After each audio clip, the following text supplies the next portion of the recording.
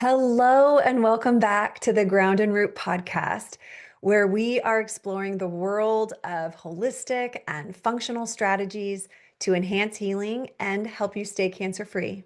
I am your host and holistic cancer dietitian, Dion Detrez. I'm so excited to be here with you today.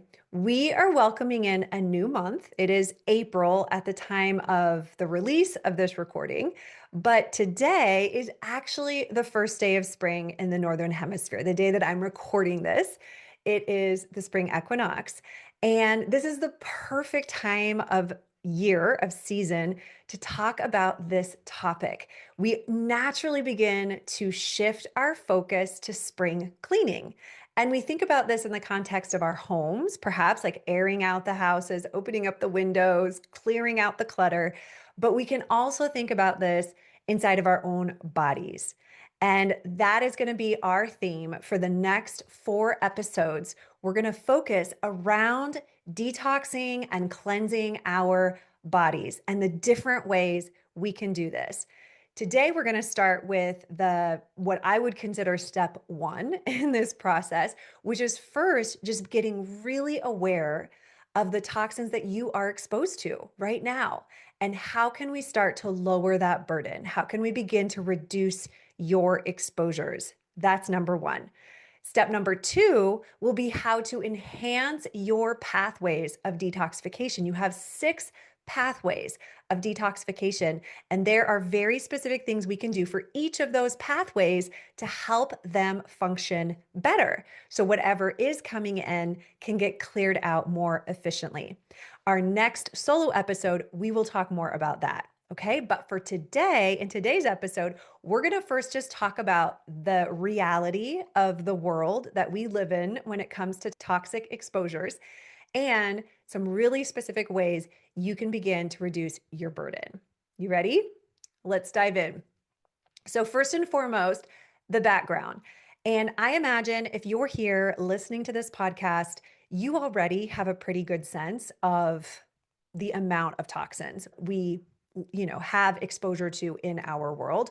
But I just want to give you a few numbers because when I dove into this research for one of my previous workshops on enhancing detoxification, I was really shocked. Yes, I think, abstractly, we know there's a lot of toxins in the environment, but actually, okay, just since 1990, so really in just the last 3 decades, we have introduced 84,000 new chemicals into the environment. Okay? That's enormous. Every year, new chemicals are coming out. But what's really horrifying to me is that fewer than 1% of those chemicals have actually been tested for safety. And to me, I feel like we wonder why younger and younger people are getting cancer. Why statistics have shown us that nearly 80% cancer rates have increased nearly 80% over the last 3 decades in people under 50. There's a lot of reasons for this, but a major reason is the fact that we are just inundated with chemicals in the last 3 decades in particular. Okay. There was a very interesting study done by the Environmental Working Group. I'm going to refer to them again later on. So if they're not already on your radar, please go to their website, go to their app, ewg.org, bookmark it, because it's going to be very helpful in your quest, your goal to reduce your toxic burden. Okay. But this study, I have also cited this before. You may have heard it from me already because it's so just profound. I think the average newborn born today has almost 300 known toxins in their umbilical cord blood before they even take their first breath. And this is not because their moms were like willy-nilly, being reckless in their exposures. Of course not. This is just the reality of what we're being exposed to, even when we're trying to be cautious and careful, right? Now, of these 1% that have been tested for safety, there are some well-established known carcinogens. And a carcinogen just means something that has been shown with research to cause a cell to become cancerous. So I'm just going to list a few. Some of these will hopefully be like, oh, yeah, I knew that, but maybe there's some that aren't. But actual known carcinogens, alcohol is a known carcinogen.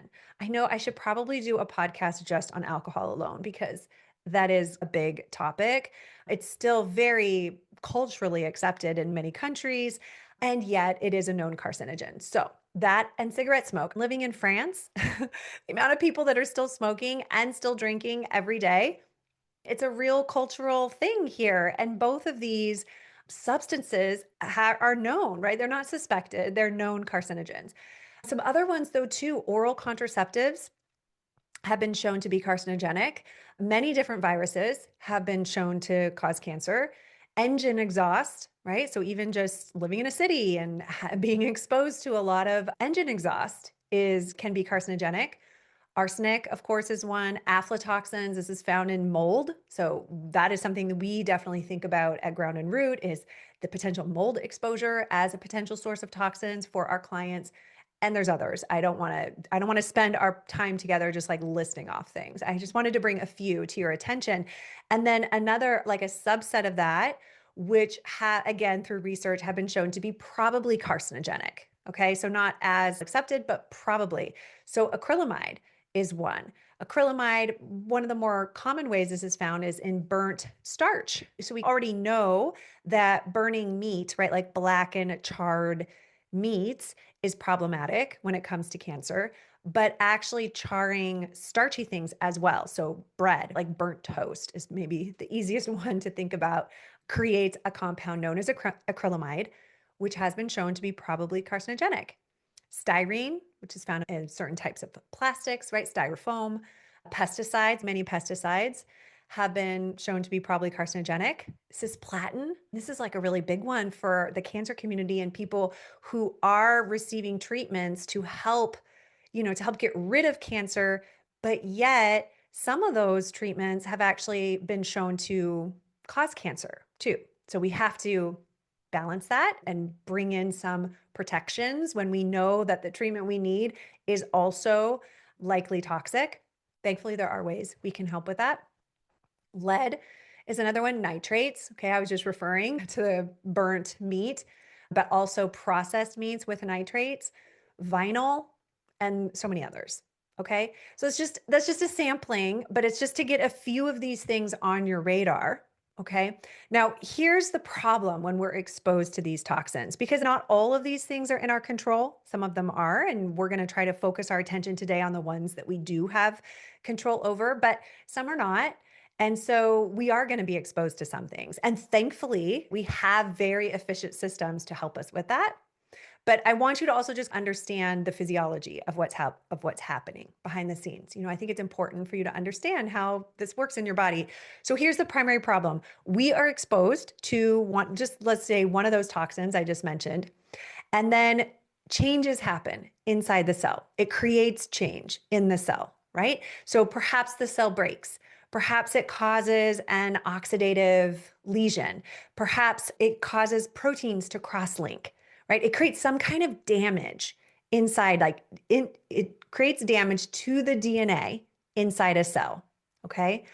When a cell is dividing just on its own, just naturally, even without any outer influence, it is more susceptible to DNA damage. So if while it's dividing, we have these toxins now circulating through the blood, creating contact with these cells, we can create a situation where that cell mutates, that cell changes, and can go from a healthy cell to a cancerous cells. Now, some carcinogens actually cause cells to divide at a faster than normal rate. And that's part of the damage, if you will, that they're bringing to the cell, is they're causing it to divide more rapidly. And knowing that while a cell is dividing, it's more susceptible to damage just naturally, it's increasing the chances that DNA changes are going to occur. So that's really, again, trying to understand cancer is such a complex thing, but if we think of it really on a cellular level, it can help us understand why some of these things are increasing our risk, right? Now, there's two primary concerns with this situation. So one is just the sheer amount of toxins that might be coming in to your body. So how many substances are already circulating in your bloodstream that could potentially be making contact with cells and creating DNA damage.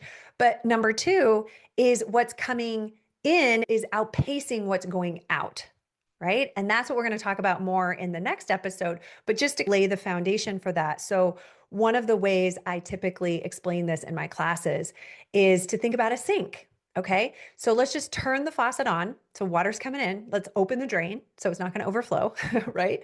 And the water coming in and the drain is leading it out. It just continues to flow, right? The sink doesn't get backed up. The sink doesn't overflow. It can pretty much handle the pressure of water coming in, right? That is a healthy, functioning detox system. Now, what happens when the drain gets clogged, right? Now, maybe it's still maybe the water is still draining through, but not as efficiently. Perhaps it's starting to back up, right? Eventually, it's going to overflow. So it's really about both elements here. Trying to control as much as we can coming in, but knowing that our sinks, our bodies can handle some coming in. But what is going to be very important is how efficiently we're draining, our pathways open, right? So that what's coming in can flow out. And like I mentioned already, there are 6 different pathways that help us remove toxins. So there are a lot of different ways we can enhance that sink flowing. And we're going to talk about that more next time. Okay. So if you're not already, make sure you subscribe and you'll be the first to know when that episode goes live in a couple of weeks. Now, I want to say one more thing before we talk about the strategy here, okay, about how to reduce our exposure. So another element to this is genetics and how genetics influences the risk of toxins becoming cancerous in our body. So I think the easiest way to explain this is to go back to the environmental working group study I mentioned about the baby, right? Being born with almost 300 known toxins in their blood. So now what if that baby also happens to have inherited genetics from his or her parents that have suboptimal or poor genotype, genetic expression in their detoxification pathways? So if that's true, if that combination is happening, they're going to have a much harder time clearing those chemicals than another baby who had the same amount of exposures, but happens to have optimal genotypes in their detoxification pathways. And so they actually clear them much easier. It creates less inflammation, less irritation, less oxidation in their body just because of how efficiently they're set up genetically to handle it. Now, obviously, this is true for adults too. As we move through life and we accumulate exposure, right, to thousands of chemicals all the time, how we're genetically set up to manage these toxins is definitely going to play a role as well. So when we think about the steps to help us reduce our burden and, enhance our systems of detoxification, it's really threefold because it's actually controlling how much is coming in as best we can, enhancing the drainage, enhancing all the pathways that are clearing, and having some awareness around our genetics may be helpful, especially if you're already dealing with cancer. This is something we do with our clients and something I'm a real big advocate for is if you're already dealing with cancer or you have in the past, or it runs in your family and you're trying to do everything you can to reduce your risk, part of that formula is understanding your genetic potential. Because if we know that you have suboptimal or poor genotypes in your detoxification pathways, we can be even more targeted in making sure we're enhancing those pathways, right? It's not set in stone. We can bring in strategy with food, with supplements, with some lifestyle practices to make sure that we're making up the difference, if that makes sense. It's also going to be helpful for us to know how well you antioxidate. So when there is exposure, right? What happens to those oxidative lesions? How well does your body get rid of oxidation or inflammation, When there's an exposure, the body's going to be inflamed by that exposure. How well do you clear inflammation? These are just a few of the pathways that we can actually look at through DNA, which is amazing, to know how you personally, how you uniquely handle those things. And then we can take steps to improve them. So I will recommend that. Okay. And this is something we will talk about more going forward. I will talk more about testing because I know that there's a lot of questions typically around that. But as a starting point, we first just need to reduce our burden, right? That's like step one, regardless of what your genetics are. If we just do what we can to reduce burden, then we do what we can to enhance clearance. And then if we need to, particularly if you're currently dealing with cancer, we dive deeper into the DNA. I hope that makes sense. So let's actually go into the nitty gritty of how do we reduce your exposures. Now, the way I like to think about it or even teach it is to group them by category. And maybe you want to take some notes here if you can, if you're not driving or, on a walk or something, and you have me in your ears. But I like to think of them in categories just because it can help you think about categorically how do we reduce it. So here's how we're going to approach this. We're going to talk about what you breathe. So what's coming in through the air. And then how can we control for that? Okay. What you ingest. So what's coming in orally, and that could be with food. It could be with beverages. It could be with medications. It's what's coming in through your mouth. Okay. And then we're going to talk about what touches your skin. And that's the easiest way to group things. And obviously this is not going to be a complete extensive list, but it is going to be the more common things to have on your radar. So let's start with what you breathe. What is in the air? And that's going to vary, right? Some of it's going to be what you choose to breathe. So that could be perfumes that you're wearing or scents that you're spraying in the air or scented candles or incense or things like this, right? Some of it's going to be just like where you live. Radon is a really common issue. And that just has to do with where you live, like how much radon is coming into your home just based on the rocks of where you are. And that's something we can look up so you can determine, are you living in an area that's a high risk for radon? And if you are, then we can bring in a professional to measure radon so that we do what we can to reduce that, because that is actually the second most common cause of lung cancer. And especially for people who get lung cancer who never smoked, we have to look for radon. Mold is another one. Okay, that is the spores will get in the air. You will breathe those. So mold can be ingested from your food or beverages, but it can also be breathed in. So knowing if you have any potential exposures to mold in your home, in your car, in your office, or like where you work, right? So when we think about what's in the air, it's all of those places. It's in your home, it's outside, it's at your work, it's in the car. Okay, certainly outside, particularly if you live in the city, is there a lot of gas fumes, diesel fumes? Is there smoke in the air? This was actually a really big issue for us. Before we moved to France, we were in California and we were living in this really beautiful forested redwood area, but we were in a bit of a valley. And in the wintertime, everybody was using their wood stoves, of course, to heat their homes. But there was like so much wood smoke in the air that it was a problem, right? It was certainly a problem for people who have asthma or breathing difficulties, but it lowered the air quality of where we lived.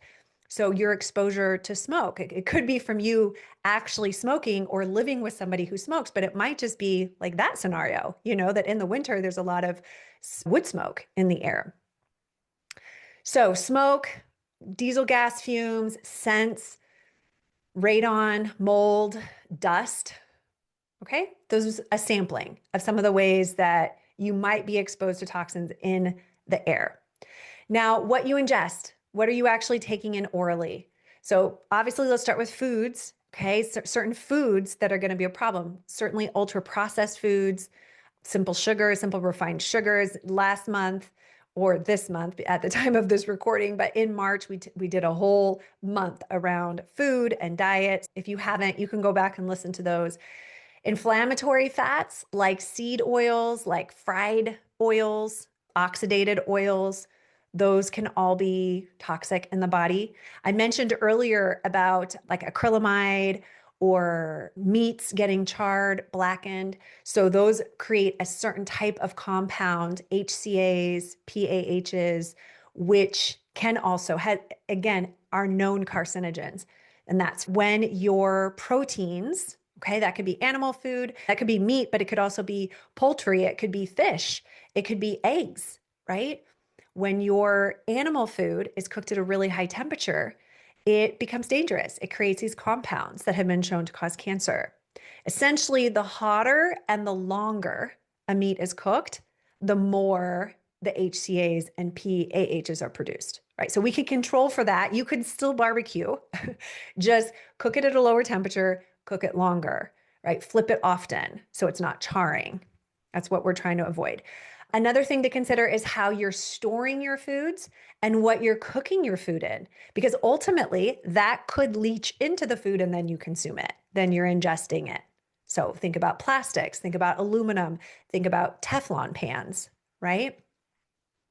Pesticides in food, of course, I already mentioned that as a known carcinogen. Alcohol, I already mentioned, and it's really what alcohol breaks down into, which is the acetaldehyde that is the known carcinogen. What's in your water? That is also going to vary dramatically depending on where you live. I typically do recommend that everybody filter their water, but for some people, depending on where they live, that becomes even more important, right? And they may need to invest more in a higher end filtration system or even a full house filtration system, depending on what's in their water. So knowing what's in your water. Another thing to consider is mercury in your teeth, in your cavity fillings, because over time that begins to leach, particularly when we eat certain things and then we ingest that. And then of course medications, various, right? Medications. Now also let's consider what touches your skin. And some of this is obvious, some of this is less obvious. So I hope it's helpful to go through some different ideas here. Obviously, any cosmetics, body care products, right? Shampoo, conditioner, things like this, lotions, all of that.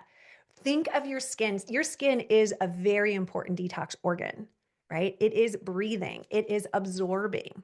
Anything you put on your skin is going to go into your bloodstream. So that includes different treatments, skin treatments that you're receiving, right? That includes hair dye. That includes nail polish. It even includes remedies like first aid products you're putting on your skin. Think Neosporin or cortisone. We actually have a very fascinating conversation coming up next week in next week's episode about this topic in particular. I'll tell you a little bit more about that at the end. Clothing is another thing to consider, especially clothing that's really tight fitting, like your underwear, for example, or active wear that you might be sweating in.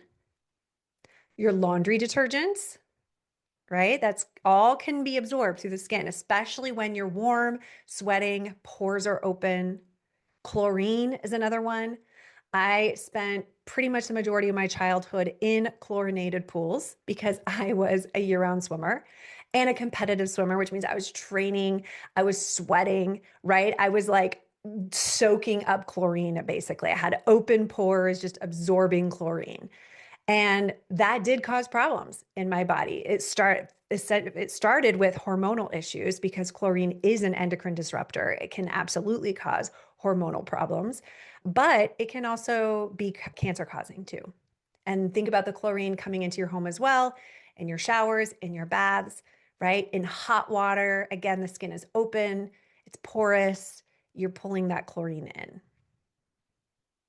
Now, there are also a few other things I just want to mention here that don't necessarily fit nicely into one of those three categories, but certain jobs are going to have higher risk, right? Depending on what you're exposed to at your place of work.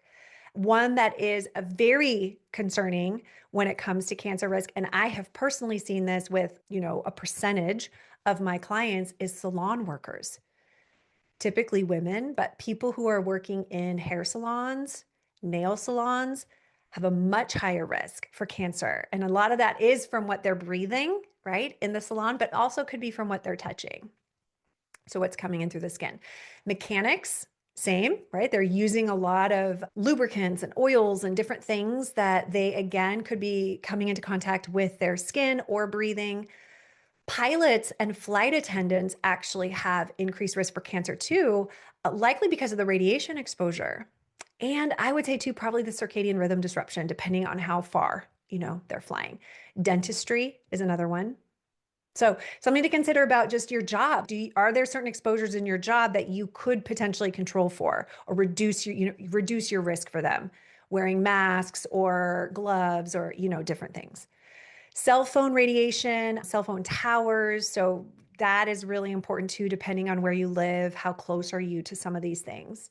And as I previously mentioned, which I know is a very complicated one, but cancer treatment is a toxic exposure. And it might be a very necessary toxic exposure in the moment for the short term, but for the long term, that could be a problem, right? So we have to be very diligent in once you've finished treatment, how do we help the body detoxify, heal, repair, clear it?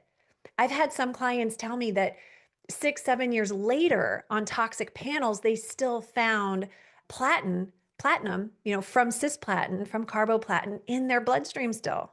It's wild. So we need to help your body clear that so it doesn't create a problem down the road.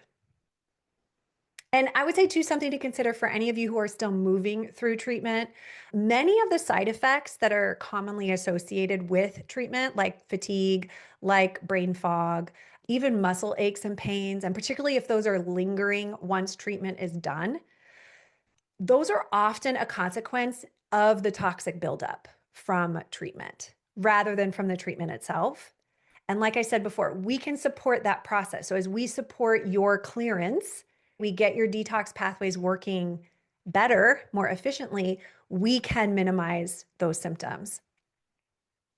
So, take home message here. First, we really just need to take an honest look at what we're exposed to, right? Think through those different categories, take inventory of just your life, your routines, like your potential exposures, and get a sense of where are toxins coming in as far as you know, and what is potentially controllable versus not, because the truth is we're not going to be able to control everything.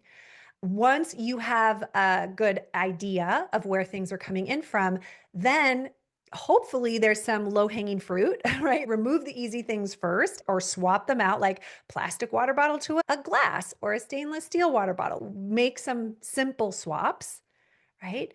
And then for the things that are more complicated, we just take one thing at a time. We gradually, finish what we have, replace it with a healthier, less toxic alternative, do a little research, figure out what we're going to try. That it will take some time. Again, the Environmental Working Group is a fabulous resource to help you do this. They have so many useful databases and checklists to help you trade out products or to even think about filtration, right? Like water filters, air filters, tap water, toxins, like a whole bunch of resources. So please go there. I'll make sure I link to it in the show notes as well.